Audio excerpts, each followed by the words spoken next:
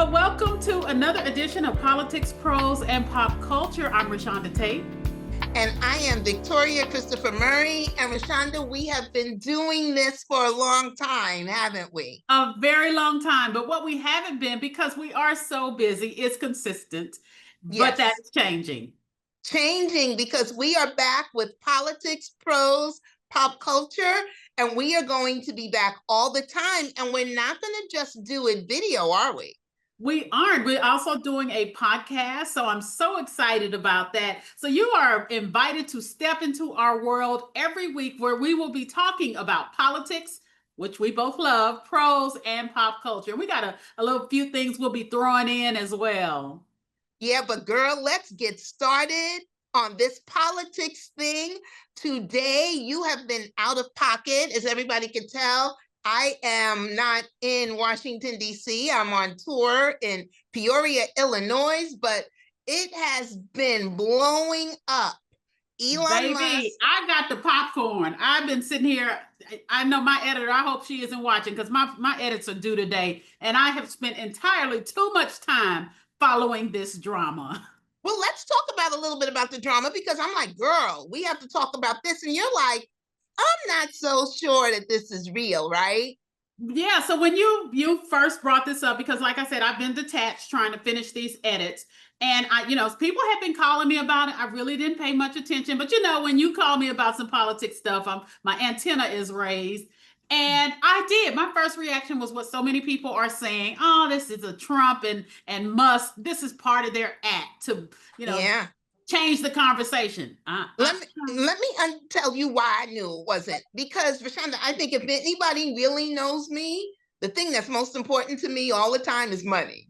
And that's what's most important between these two men. So let's go back to the beginning.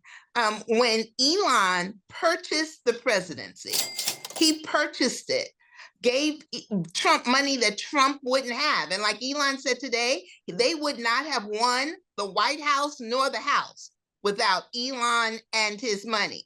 So I never thought they were going to get in a fight because Trump had no money. He had no money, but he has money now. He has it now.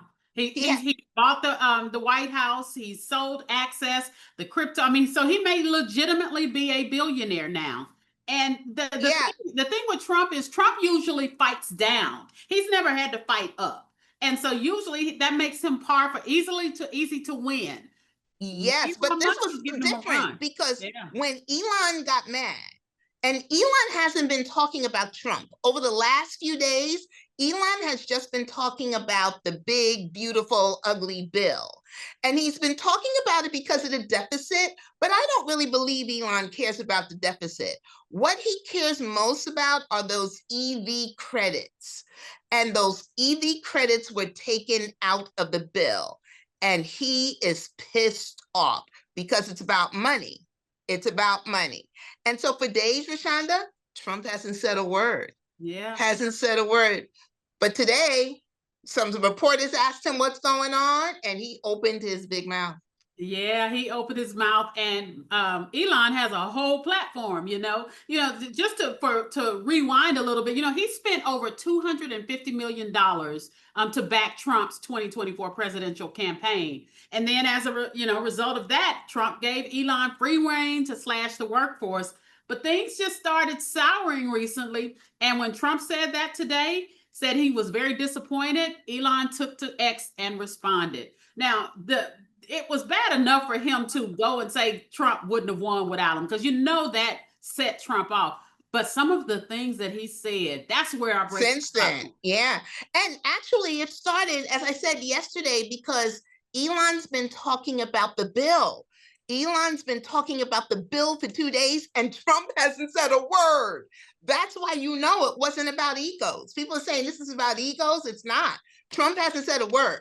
He had to say it today. And then once he opened his mouth, Elon has gone after him. So Elon has talked about the fact that Trump wouldn't have won without him. And then Trump came back and said, okay, you want to do that? I'm going to be thinking about taking away some of your contracts. And so then Elon hit back with the biggest thing ever. when he said, all right, but just for y'all to know, the reason that the Epstein files haven't been released, and this is something that the maggots want. The maggots have wanted the Epstein files released. They got mad at Kash Patel just a couple of weeks ago. They wanted it released. Elon said they haven't been released because Trump's name is all up and down in that thing. And then Rashonda, he closed with, have a good day, DJT. Girl.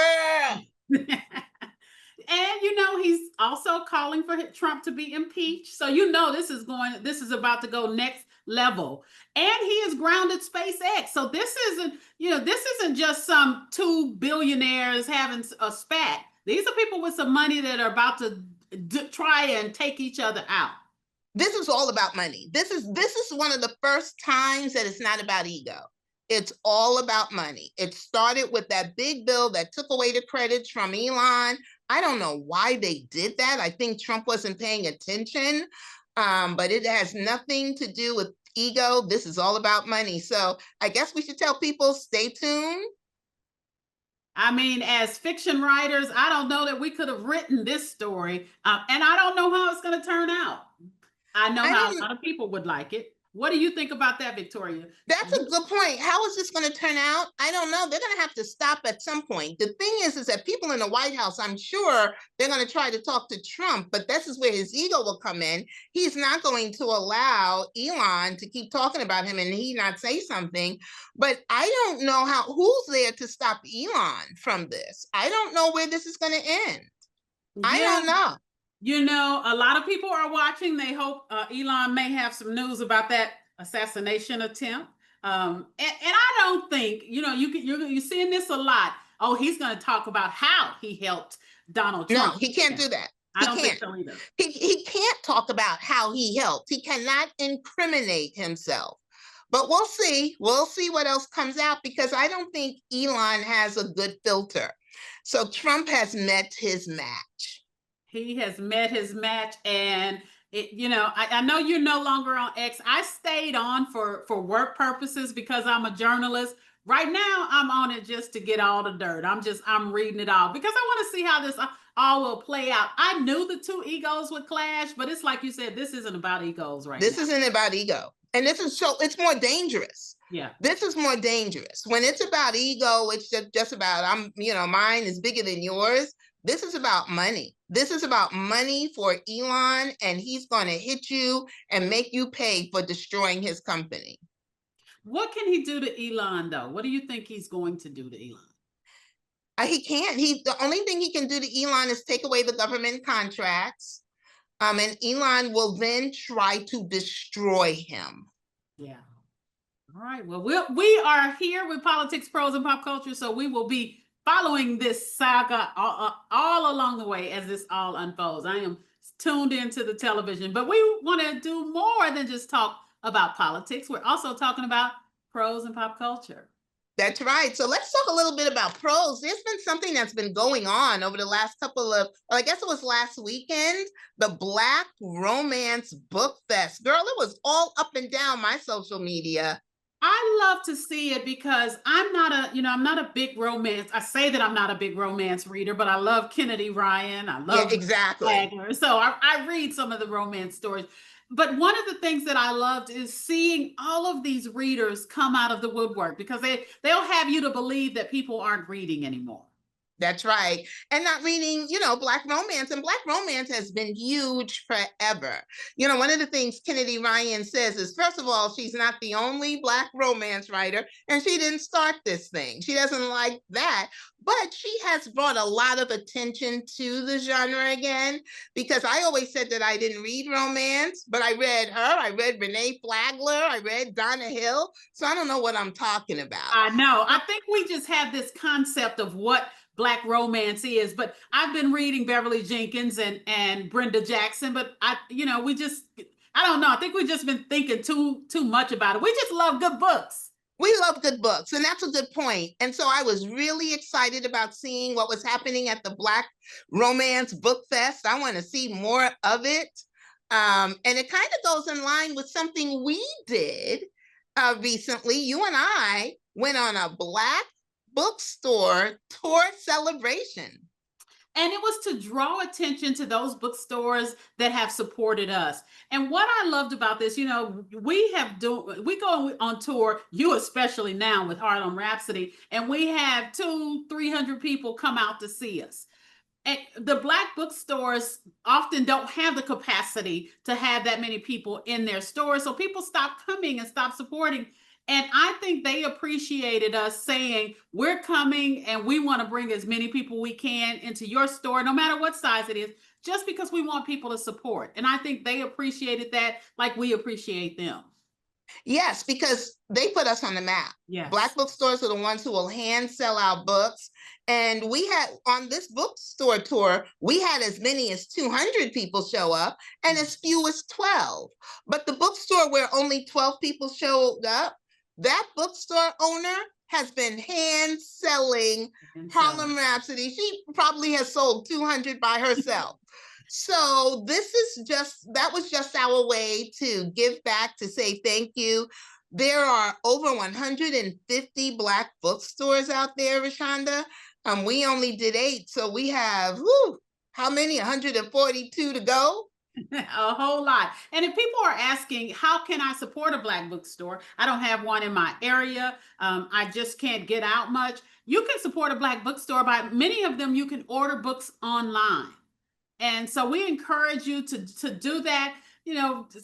I know you can save $1 or $2 by ordering in other places, but it makes a world of difference for those Black bookstores.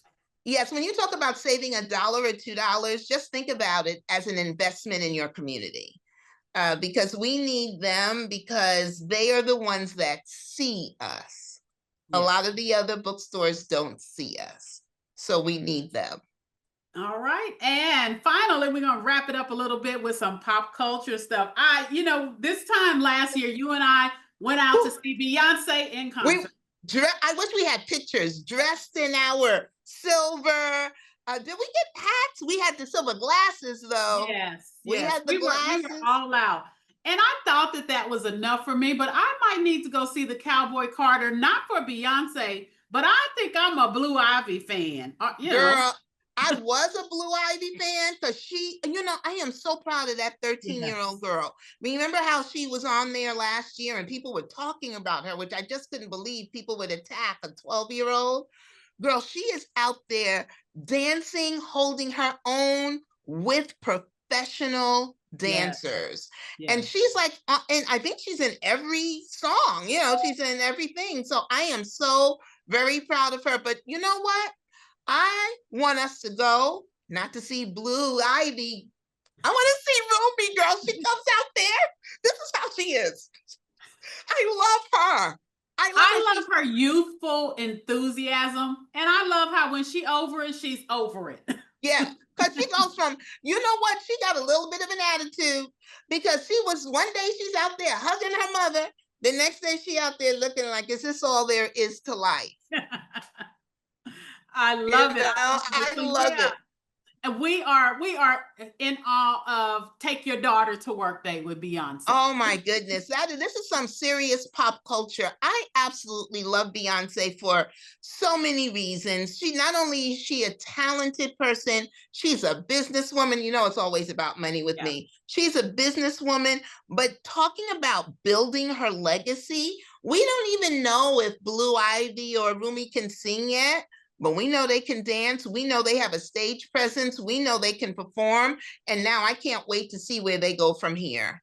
And that's what I love, Hustle Game on 10. And she's teaching it to her children. That's right.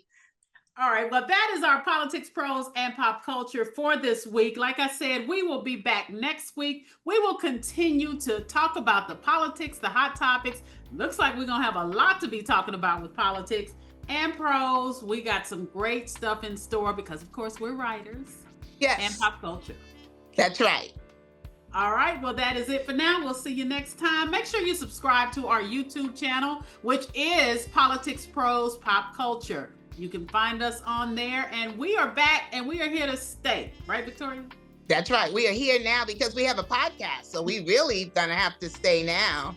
And spread the word for us. And until next time, we'll see you. Bye.